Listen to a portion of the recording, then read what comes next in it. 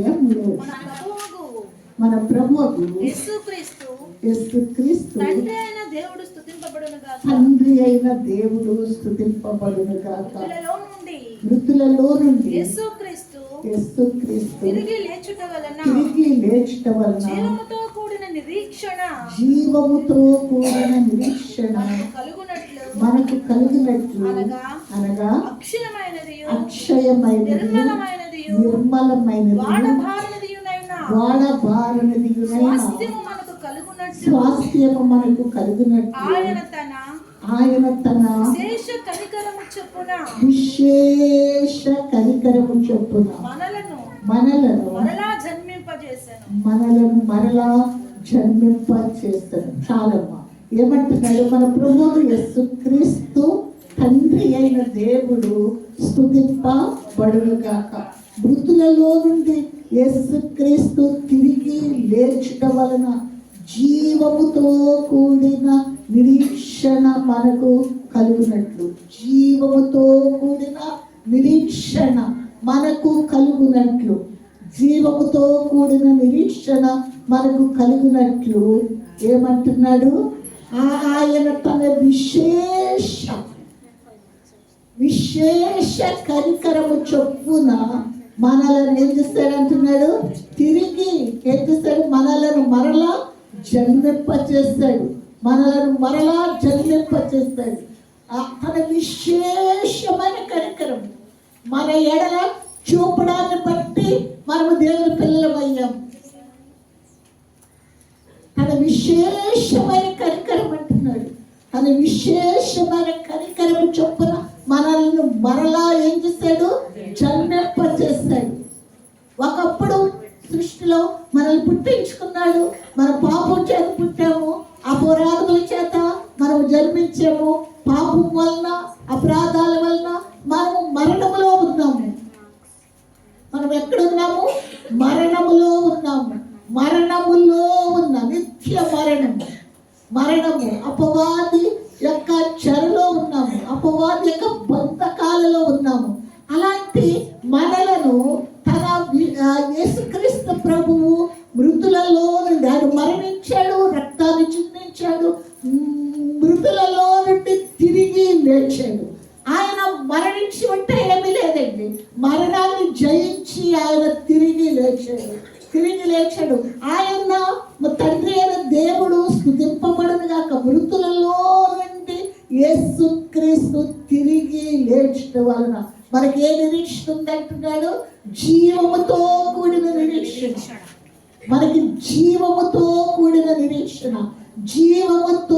కూడిన నిరీక్షణ మనకు కలుగునట్లు అనగా అక్షయమైనది, క్షయమైపోతుంది, అక్షయమైనది, నిర్మలమైనది, వాడబారనిదియునైన స్వాస్థ్యము మనకి కలగాలి అని.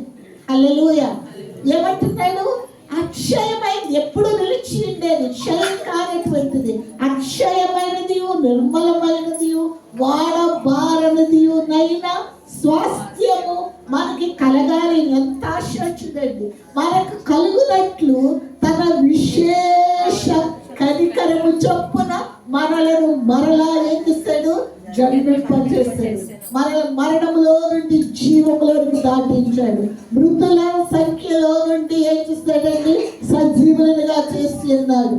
ఎన్నడూ మరణము చూడనటువంటి వారిగా మనల్ని చేస్తాడు తన విశేషమైన కనికరము చొప్పున. ఎంత గొప్ప దేవుడు! ఏం చెప్తున్నాడు? నా కడవరి కాలమందు బయలుపరచబడుటకు సిద్ధముగానున్న రక్షణ మీకు కలిగినట్లు. ఏ కాలమందు? మనం ఉన్న కాలం ఏదండి? కడవరి కాలము. ఈ కడవరి కాలమందు బయలుపరచబడుటకు సిద్ధముగా ఉన్న రక్షణ మీకు కలిగినట్లు విశ్వాసము ద్వారా దేవుని శక్తి చేత కాపాడబడు మీ కొరకు ఆ స్వాస్థ్యము పరలోకమందు భద్రపరచబడి ఉన్నది. ఆ స్వాస్థ్యము మీ కొరకు ఏం చేయబడింది? మీరు విశ్వసిస్తున్నారు. విశ్వాసము ద్వారా మీరు విశ్వసించినప్పుడు దేవుని శక్తి ఏం చేస్తుంది అంటున్నాడు? విశ్వాసము ద్వారా దేవుని శక్తి చేత కాపాడబడుచున్న మీ కొరకు, కాపాడబడు మీ కొరకు ఆ స్వాస్థ్యము పరలోకమందు భద్రపరచబడి ఉన్నది, భద్రపరచబడి ఉన్నది. హల్లెలూయా. ఇక్కడ అంటున్నాడు 10వ వచనం చూడండి. మీకు కలుగు ఆ కృపను గూర్చి ప్రవచించిన ప్రవక్తలు ఈ రక్షణను గూర్చి ఏం చేస్తున్నారు? పరిశీలించు. క్రీస్తు ఆత్మ, మీ యందున్న క్రీస్తు ఆత్మ క్రీస్తు విషయమైన శ్రమలను గూర్చి వాటి తరువాత కలుగబోవు మహిమలను గూర్చి ముందుగా సాక్ష్యం ఇచ్చినప్పుడు ఆ ఆత్మ ఏ కాలమును ఎట్టి కాలమును సూచించుచు వచ్చెను, దానిని విచారించి పరిశోధించిరి. ఏమంటున్నాడు? మీకు కలుగు ఆ కృపను గురించి ప్రవచించారే ఆ ప్రవక్తలు ఈ రక్షణను గురించి ఏం చేశారు? పరిశీలించుచు తమ యందున్న క్రీస్తు ఆత్మ క్రీస్తు విషయమైన శ్రమలను గురించి వాటి తరువాత కలుగబోవు మహిమలను గురించి ముందుగా సాక్ష్యం ఇచ్చినప్పుడు ఆ ఆత్మ ఏ కాలమును ఎట్టి కాలమును సూచించుచు వచ్చెనో దానిని విచారించి పరిశోధించేది. పరలోకము నుండి పంపబడిన పరిశుద్ధాత్మ వలన మీకు స్వార్థ ప్రకటించిన వారి ద్వారా మీకిప్పుడు తెలుపబడిన ఈ సంగతుల విషయమై తమ కొరకు కాదు గాని మీ కొరకే తాము పరిచర్య చేస్తున్న సంగతి వారికి బయలుపరచబడను. మీకు ముందు వెళ్ళిన ఈ కృపలను గురించి మీకు తెలియపరిచిన ప్రవక్తలు ఉన్నారే, వారు అంతా పరిశీలించి ఈ రక్షణ గురించి పరిశోధించినప్పుడు ఇదంతా కూడా ఏ కాలమును దేనిని బట్టి సూచిస్తుందో వారు పరిశీలించి మా కొరకు కాదు, ఈ మీ కొరకే, ఇప్పుడు కడవరి కాలంలో ఉన్న వారి కొరకే ఇదంతా బయలుపరచబడింది అని వారు ఏం చేస్తారు? ఆ పరలోకం నుండి పంపబడిన పరిశుద్ధాత్మ వలన మీకు స్వార్థ ప్రకటించిన వారి ద్వారా మీకు ఇప్పుడు తెలుపబడిన ఈ సంగతుల విషయమై తమ కొరకు కాదు కానీ మీ కొరకే తాము పరిచర్య చేస్తున్న సంగతి వారికి బయలుపరచబడెను. దేవదూతలు ఈ కార్యములను తొంగి చూడగోరుచున్నారు. దేవదూతలు ఈ కార్యములను ఏం చేస్తున్నారంట? తొంగి చూడగోరుచున్నారు. ఎంత గొప్ప దేవుడు! ఈ కాలం కొరకు దేవుడు ఈ రక్షణను గురించి, ఈ రక్షణను ఏం చేయడానికి? బయలుపరచడానికి పరిశీలించి ముందున్న ప్రవక్తలందరూ కూడా ఎట్టి కాలానికి సూచించబడుచునో పరిశీలించి మా కొరకు కాదు, ఇంత మేము ప్రయాసపడుతున్నాం కాదు, ఇది మన కాలంలో జరగదు, ముందున్న కాలంలో కడవరి కాలమందు బయలుపరచబడము ఈ రక్షణ, ఈ స్వార్థ ఎవరికంటే వారి కొరకు మనం పరిచయం చేస్తున్నాము అని వారు ఏం చేశారండి? వారు గ్రహించారు అని ఇక్కడ తెలియచేస్తున్నాడు. ఈ సంగతులు దేవదూతలు ఏం చేస్తున్నారంట? దేవదూతలు ఈ కార్యములను తొంగి కోరుచున్నారు. ఇక్కడ వరకు అర్థమైంది అనుకుంటారు. అక్కడ నుండి చూడండి. కాబట్టి మీరు మీ కొరకు ఇంత గొప్ప రక్షణను ఆయన సిద్ధపరిచాడు కనుక, కాబట్టి మీ మనస్సు అను నడుము కట్టుకొని నిర్భరమైన బుద్ధి గలవారి యేసుక్రీస్తు ప్రత్యక్షమైనప్పుడు మీకు తేబడు కృప విషయమై సంపూర్ణ నిరీక్షణ కలిగి ఉండేది. కాబట్టి మీ మనస్సు ఏమైందండి? మనస్సు పరిపరి విధాలు వెళ్ళిపోతుంటది. మనం ఇక్కడ మందిరంలో కూర్చున్నాం, మీరు బోధిస్తూ ఉండొచ్చు, మీరు వింటూ ఉండొచ్చు, కానీ మనస్సు ఎక్కడికి వెళ్ళాలంటే అక్కడికి వెళ్ళిపోతుంది. చుట్టూ తిరిగి మళ్ళీ అక్కడికి వస్తూ ఉంటుంది. ఏంటంటే ఈ మనస్సు అందుకే దేవుని వాక్యం చెప్తుంది, మనస్సు మారాలి అంటున్నాడు. ఏం మారాలి? పాడతారు కదా అమ్మవారు, ఏం మారాలి మారాలి. మారిన మనసు దేవునికి ఇస్తే ఫలితం ఉంటుంది. మారిన మనసుని ఇస్తే ఫలితం ఉంటుంది. ఏం మారాలి అంటున్నాడు? మనస్సు మారాలి అంటున్నాడు. మనస్సు, దేవుని వాక్యం చెప్తుంది మీ మనస్సు ఎలా మారాలి అంటున్నాడు. ఎలా మారాలి? దేవుని వాక్యం ద్వారా. ఏమంటున్నాడు చదువుతారా? 12వ అధ్యాయం రోమపత్రిక. కాబట్టి సహోదరులారా చదివేము. దేవునికి అనుకూలమైన సజీవ యాగముగా మీ శరీరమును ఆయనకు సమర్పించుకునుడని దేవుడు వాత్సల్యమును బట్టి మిమ్మల్ని, దేవుని వాత్సల్యమును బట్టి మిమ్మల్ని 12వ వాక్యమ్మ రోమపత్రిక. ఇది సేవ మీకు యుక్తమైనది. సేవ మీకు యుక్తమైనది. మీరు ఈ లోక మర్యాదను అనుసరింపక, మీరు ఈ లోక మర్యాదను అనుసరింపక ఉత్తమమును అనుకూలమును పూర్ణమై ఉన్న సంపూర్ణమునై ఉన్న దేవుని చిత్తమేదో పరీక్షించి తెలుసుకున్నట్లు మీ మనస్సు మారి నూతన మొగుట వలన రూపాంతరము పొందుడి. రూపాంతరము చెందుడి. ఏమంటున్నాడు? మీరు ఈ లోక మర్యాదను అనుసరింపక ఉత్తమమును అనుకూలమును సంపూర్ణమునై ఉన్న దేవుని యొక్క చిత్తమేదో పరీక్షించి తెలుసుకున్నట్లు మీ మనస్సు మారి నూతన మొగుట వలన. మనస్సు మారి ఏమవ్వాలంటున్నాడు? నూతనం అవ్వాలి. దేవుని చిత్తమేదో తెలుసుకోవడానికి దేవునికి ఒక చిత్తం ఉంది, ఒక ఉద్దేశం ఉంది. ఉద్దేశ ప్రకారంగా ప్రజలను ఏం చేస్తున్నాడు? ఈ ఆత్మకు శరీరాన్ని ఇచ్చి ఈ భూమి మీదకు పంపిస్తున్నాడు. కొంతకాలం నిర్ణీత కాలాన్ని భూమి మీద పెట్టాడు. ఆ నిర్ణీత కాలంలో ఈ శరీరంతో ఉండడానికి, తర్వాత ఈ శరీరాన్ని విరిచి ఆత్మ ఎక్కడ నుండి వచ్చింది అక్కడికి వెళ్ళిపోవాలి. కనుక ఈ ఆత్మ ఏమంటున్నాడు? ఆయనకు ఒక చిత్తం ఉంది.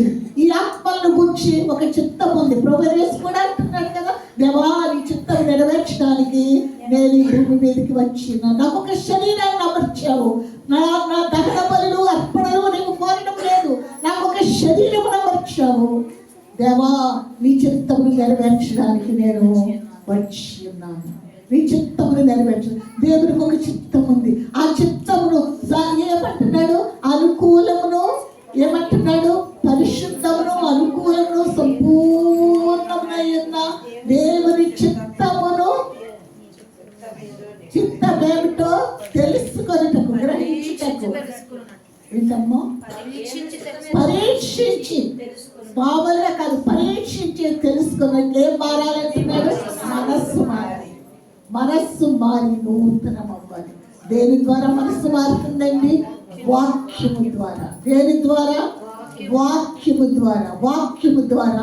వాక్యాన్ని మనస్సులో పాత అన్ని గతించిపోవాలంటే ఆ స్థానంలో దేవుని వాక్కు ఉండాలి.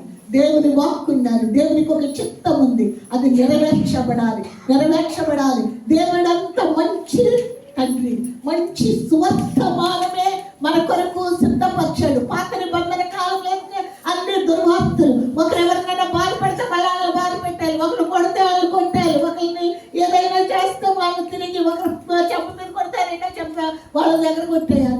ఇలాంటి విధులన్నీ ఉన్నాయి. పాత నిబంధన కాలంలో అంతా కష్టాల మయము, అంతా వేదన పూరితమైంది. అది భరించడమే కష్టతరం. ఆలోచించడానికి కూడా అదెంతో భయంకరమైన శిక్ష. ఎందుకంటే అక్కడ జీవం లేదు. పాత నిబంధన అంతా మరణకరమైన వార్తల్ని తెలియజేస్తుంది. క్రొత్త నిబంధన ప్రభు యేసు వచ్చింది ఏం తెలియజేయడానికి? సువర్తమానము తెలియజేయాలి. సువర్తమానం, సువర్తమానం. దుర్వార్త కాదండి, సువార్త, శుభవార్త. ఒకరికి ఇద్దరికి కాదు, ప్రజలందరికీ. ఎంతమందికి? యావత్ భూమి మీద ఉన్న ప్రజలందరికీ ఈ శుభవర్తమానం, విశ్వర్తమానం తెలియచేయడానికి ఆయన క్రొత్త నిబంధనకు పాత నిబంధనకు మధ్యవర్తిగా వచ్చి ఉన్నాడు. పాతదంతా గతించిపోయింది, అంత క్రొత్తది కాగా ఎవడైనా క్రీస్తునందున్న యెడల వారి నూతన సృష్టి. పాతని గతించిపోయాను, అంత క్రొత్తమైపోయింది. క్రొత్త విధానం ఇప్పుడు మరణం లేదని జీవం వచ్చింది. ఆ కృపలను తలచుచు, ఆ కృపలను గురించి వివరించు. కృప తర్వాత ఏంటి? శ్రమ పడుతున్నారా? తర్వాత ఉన్న మహిమలను గూర్చి మీరు తలస్తున్నప్పుడు రాబోయే కాలంలో ఉన్న వారికి ఎంత శుభవర్తమానం ఉందో ఆ ప్రవక్తలు పరిశీలించి తెలుసుకొని, ఇది మన కొరకు కాదు, వారి కొరకు ఇది మనము ప్రత్యక్షపరుస్తున్నామని చెప్పి తెలియపరిచారు. ఈ వార్త, ఈ విషయాలు దేవదూతలు తొంగి చూస్తున్నారు. కాబట్టి మీ మనస్సు అను నడుము కట్టుకొని, ఏం కట్టుకోవాలంటే ఆ మనస్సు అను నడుము కట్టుకొని, మనస్సు అను నడుము కట్టుకొని నిబ్బరమైన బుద్ధి గలవారే యేసుక్రీస్తు ప్రత్యక్షమైనప్పుడు మీకు తేబడు కృప విషయమై సంపూర్ణ నిరీక్షణ కలిగి ఉంది. సంపూర్ణ నిరీక్షించండి. ఆయన ప్రత్యక్షమైనప్పుడు మీకు తేబడు కృప విషయమై సంపూర్ణ నిరీక్షణ కలిగి ఉంది. దేవుడు చెప్తున్నాడు, ఏమంటున్నాడు? నేను పరిశుద్ధులై ఉన్నాను కనుక మీరును పరిశుద్ధులై ఉండుడని రాయబడి ఉన్నది. కాగా మీరు విధేయులకు పిల్లలై మీ పూర్వపు అజ్ఞాన దశలో మీకుండిన ఆశలను అనుసరించి ప్రవర్తింపక మిమ్మల్ని పిలిచిన వాడు పరిశుద్ధుడై ఉన్న ప్రకారం మీరును సమస్త ప్రవర్తన యందు పరిశుద్ధులై ఉండుడి. ఏమంటున్నాడు? నేను పరిశుద్ధుడనై ఉన్నాను కనుక మీరును పరిశుద్ధులై ఉండుడి అని వ్రాయబడి ఉన్నది. కాగా మీరు విధేయులకు పిల్లలై మీ పూర్వపు అజ్ఞాన దశలో మీకు ఎన్నో ఆశలు ఉన్నాయి. మీరు క్రీస్తుని తెలుసుకోక ముందేమున్నాయి? రక్షకుని మీరు అంగీకరించిన ముందు ఎన్నో ఆశలు ఉంటాయి. అది అజ్ఞాన దశ అంటున్నాడు. అజ్ఞాన దశలో మీ పూర్వపు అజ్ఞాన దశలో మీకుండిన ఆశలను అనుసరించి ప్రవర్తింపక, మీరు ఇప్పుడు అలాగా ప్రవర్తించకూడదు. హల్లెలూయా. మీ పూర్వపు అజ్ఞాన దశ, అది అజ్ఞాన దశ. దేవుని వాక్యం చెప్తుంది, ఆ అజ్ఞాన దశలో దేవుడు చూచి చూడనట్లు ఊరకుండను. కానీ ఇప్పుడు అందరూ అంతటా మారు మనసు పొందవలనని ఆయన ఆజ్ఞాపించను అంటున్నాడు అపోస్తల కార్యాల గ్రంథంలో. ఏమంటున్నాడు? అపోస్తల కార్యాల గ్రంథం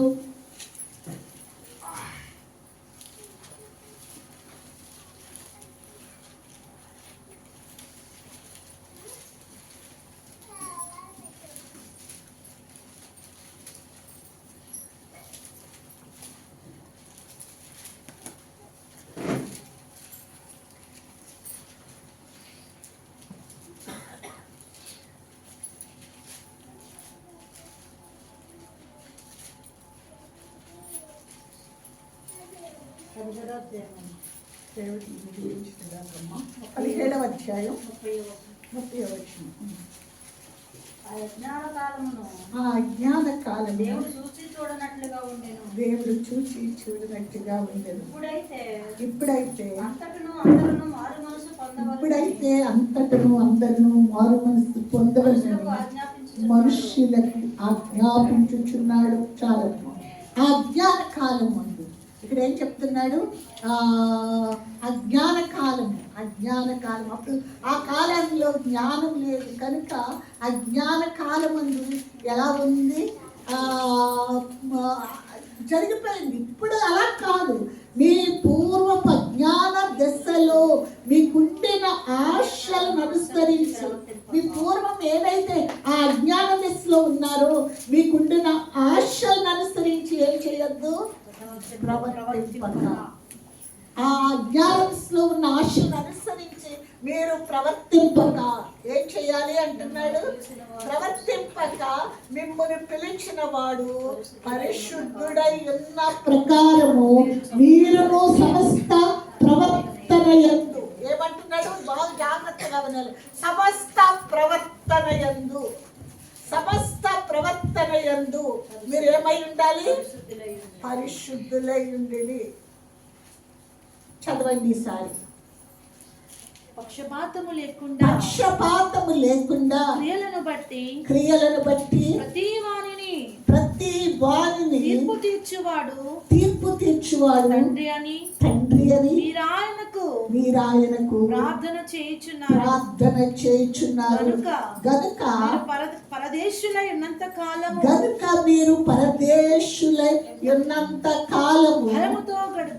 భయముతో గడుపుడి. ఏమంటున్నాడు? పక్షపాతము లేకుండా, ఏం లేకుండా? పక్షపాతము లేకుండా క్రియలను బట్టి, దేని బట్టి? క్రియలను బట్టి ప్రతి వానిని తీర్పు తీర్చువాడు తండ్రి అని మీరు ఆయనకు ప్రార్థన చేయుచున్నారు. ఆయనకు పక్షపాతం లేదు.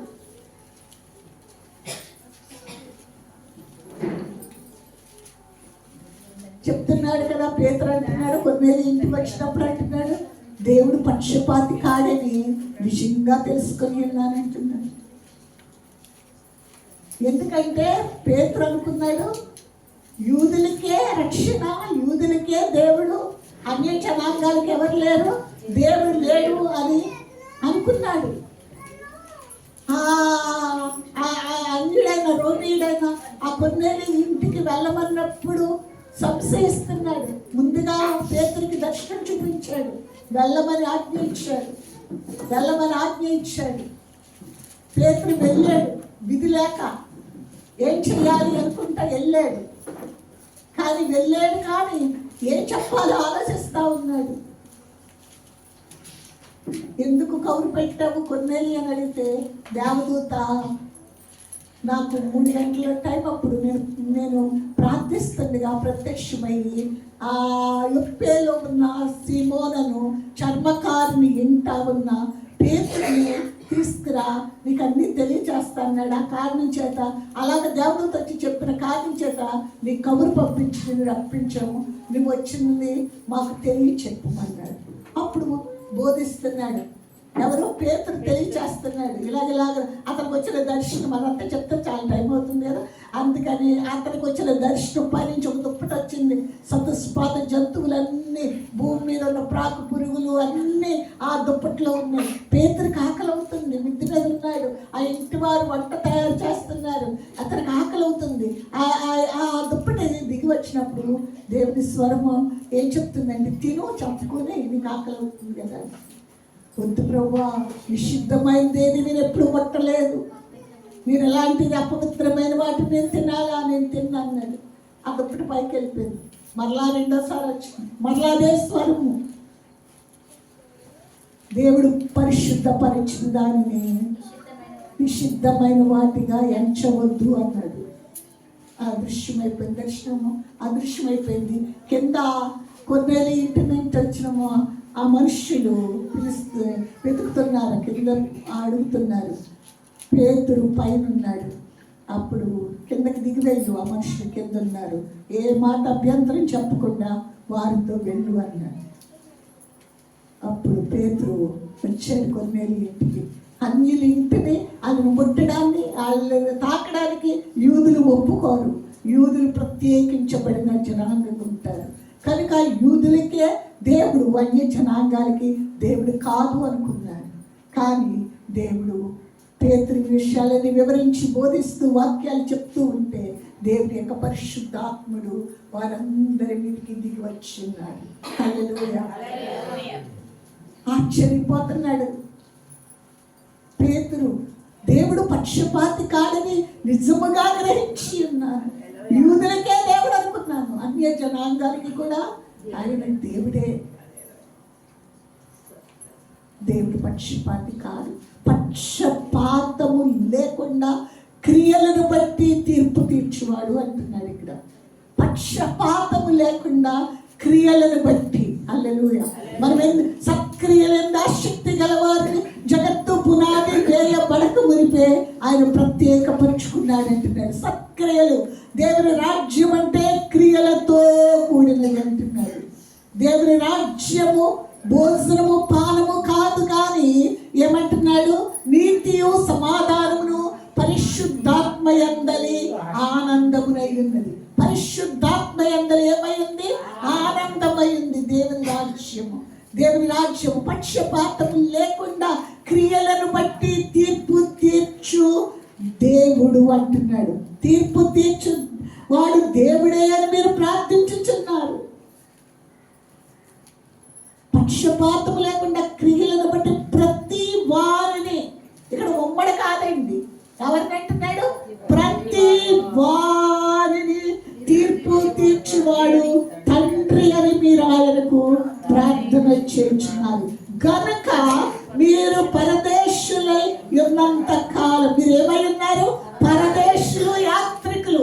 ఈ భూమి మీద యాత్రకు వచ్చారు. ఇప్పుడు యాత్రకు వెళ్ళిన వాళ్ళు 1 నెల 2 నెలలు 10 రోజులు ఉండి తిరిగి వస్తారు. మీరు కూడా యాత్ర ముగించుకొని నిశ్చలమైన రాజ్యానికి ఎక్కడ నుండి వచ్చారో అక్కడికి మరలా తిరిగి వెళ్ళాలి. మీరు పరదేశులు, యాత్రికులు. మీరు పరదేశులై ఉన్నంత కాలం ఈ దేశం మీది కాదు. ఈ దేశం మనది కాదండి. మనదనుకుంటున్నాం. మనది కాదు. మనకు ఒక నిశ్చలమైన రాజ్యాన్ని దేవాది దేవుడు సిద్ధపరిచించున్నాడు. మీరు పరదేశులై ఉన్నంత కాలము భయంతో గడపండి. ఏమంటున్నాడు? భయముతో గడపండి. పితృ పారంపర్యమైన మీ వ్యర్థ ప్రవర్తనను విడిచిపెట్టినట్లుగా వెండి బంగారముల వంటి క్షయ వస్తువుల చేత మీరు విమోచించబడలేదు. వెండి బంగారం ఇచ్చి మిమ్మల్ని విడిపించలేదు. అమూల్యమైన రక్తము, వెల పెట్టి కొనలేనటువంటి రక్తము, అమూల్యమైన రక్తము చేత అనగా నిర్దోషమును నిష్కలంకమునగు గొర్రె పిల్ల వంటి క్రీస్తు రక్తము చేత విమోచింపబడితిరని మీరు ఎరుగుదురు కదా. హల్లెలూయా. అమూల్యమైన రక్తం చేత మీరు విమోచించబడ్డారు. గొర్రె పిల్ల వంటి క్రీస్తు రక్తము చేత మీరు విమోచించబడ్డారు. నిర్మలము, ఏమంటే నిర్దోషము, నిష్కలంకమునగు గొర్రె పిల్ల వంటి రక్తము చేత. హల్లెలూయా. మీరు విమోచించబడ్డారు. ఆయన జగత్తు పునాది వేయబడక మునిపే నియమింపబడెను. కానీ తను మృతులలో నుండి లేపి తనకు మహిమనిచ్చిన దేవుని ఎడల తన ద్వారా విశ్వాసులైన మీ నిమిత్తము కడవరి కాలముల యందు ఆయన ప్రత్యక్షపరచబడెను. హల్లెలూయా. ఆయన జగత్పునాది వేయబడక మునిపే ఉన్నాడు. ఆయన జగత్పునాది వేయబడక మునిపే నియమింపబడ్డాడు. కానీ ఏమంటున్నాడు? నియమింపబడను కానీ తన్ను మృతులలో నుండి లేపి తనకు మహిమనిచ్చిన దేవుని ఎడల తన ద్వారా యేసు ద్వారా విశ్వాసులైన మీ నిమిత్తము కడవరి కాలముల యందు ఆయన ప్రత్యక్షపరచబడి. ఈ కడవరి కాలమందు ఆయన ప్రత్యక్షపరచబడి. ఎంత గొప్ప రక్షణ, ఎంత గొప్ప మహిమ, ఎంత గొప్ప ఆ సన్నిధి. ఈ భూమి మీద ఈ జీవితాలు అంతమైపోతే, ఆత్మ వెళ్ళిపోతే ఈ శరీరము దాన్ని కాలుస్తారు, మట్టిలో పూడుస్తారు, ఏదో ఒకటి చేస్తారు. ఈ శరీరం కేవలం నిష్ప్రయోజనమైంది. ఆత్మ జీవింపచేసేది, ఆత్మయే శాశ్వతమైంది. ఈ ఆత్మని కాపాడడానికి ప్రభువైన యేసు ఈ భూమి మీదకి వచ్చి ఉన్నారు. ఈ ఆత్మల్ని కాపాడడానికి మనము శరీరానికి కావలసినవే అన్ని ఉంటే మనం మంచి గొప్పవారు, దేవుని చేత ఆశీర్వదించబడిన వారు, దేవుని యొక్క కృప పొందిన వారు. ఇవన్నీ మనం శరీరానికి ముడిపెట్టేసి శరీర విషయంలోనే ఆలోచనలు కలిగి శరీరం అంత పడిపోతుంది, ఏమీ లేదు, అంత ఇక్కడే ఉంటుంది. కానీ ఆత్మని ప్రక్కన పెట్టి శరీరానికి ఇది చేయడానికి ఇక్కడ అంటున్నాడు కదా. ఏమంటున్నాడు? మీరు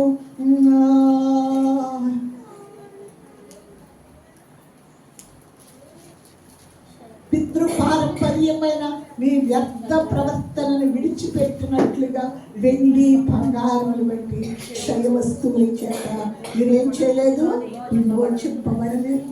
వెండి బంగారాలతో విమోచించబడలేదు.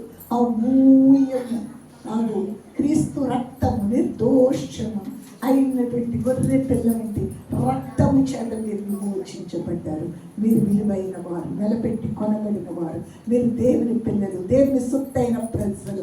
మీ రాజ్యమే వేరు, మీ రాజ్యమే వేరు. దేవుడు ఎంత గొప్ప ప్రణాళిక. దేవుడు ఈ భూమి మీదకి వచ్చినప్పుడు ఆకాశమందు ఒక నక్షత్రం కనబడుతుంది. అది ఆయన పుట్టాడు అనడానికి గుర్తుగా ఆకాశంలో నక్షత్రాన్ని ఎవరికి చూశారు? జ్ఞానులు చూశారు. జ్ఞానులు చూశారు. అయ్యో, భూమి మీద ఒక అవతారము పురుషుడు వచ్చాడు, ఒక విమోచకుడు వచ్చాడు అని వాళ్ళు సంబరంతో వాళ్ళ ప్రయాణాన్ని మొదలుపెట్టారు. ఆ బాలుడు ఉన్న స్థలాన్ని చూడాలి అని అక్కడ ఎక్కడో ఏంటండి తూర్పు దేశం నుండి వాళ్ళు బయలుదేరారు. తూర్పు దేశాన్ని వారికి బయలుదేరి వచ్చి రావడానికి ఎంతో టైం పట్టింది. 2 సంవత్సరాల కాలం పట్టింది. వాళ్ళు నడుచుకుంటూ వచ్చారు. ఏంటంటే అప్పుడు ప్రయాణాలు. ఆ ప్రభు పుట్టినప్పుడు వాళ్ళు ఎక్కడుంటారు? ఈ విమోచకుడు ఎక్కడుంటాడో రాజగృహంలో ఉంటాడు కదా అని హేరోదు రాజగృహంలోకి వెళ్ళారు. హేరోదు రాజు యెరూషలేములో హేరోదు రాజు గృహానికి వెళ్ళినప్పుడు ఈ విషయం చెప్పగానే హేరోదు రాజు అతని సైనికులు, సేవకులు అందరూ కలవరపడిపోతున్నారు ఈ విషయాన్ని. ఇంకొక రాజు వచ్చాడా, నేను రాజుని కదా అనుకుంటున్నాడు హేరోదు. అప్పుడు జ్ఞానులందరినీ అక్కడ ఉన్న విద్యా పండితులందరినీ పిలిచి ఎక్కడ పుట్టాడో కనుగొనమని చెప్పాడు. ఎక్కడ పుట్టాడో కనుగొనమని చెప్పినప్పుడు వాళ్ళందరూ వెతుకుతున్నారు. ఆ చిట్టాలన్నీ వెతికి చెప్తున్నాడు. యూదయ దేశపు బెత్లెహేములోనే ఆయన పుట్టాడు. హల్లెలూయా. ఎంత చూడండి ఆ వచనం మీకా గ్రంథంలో, మీకా గ్రంథం 5వ అధ్యాయం.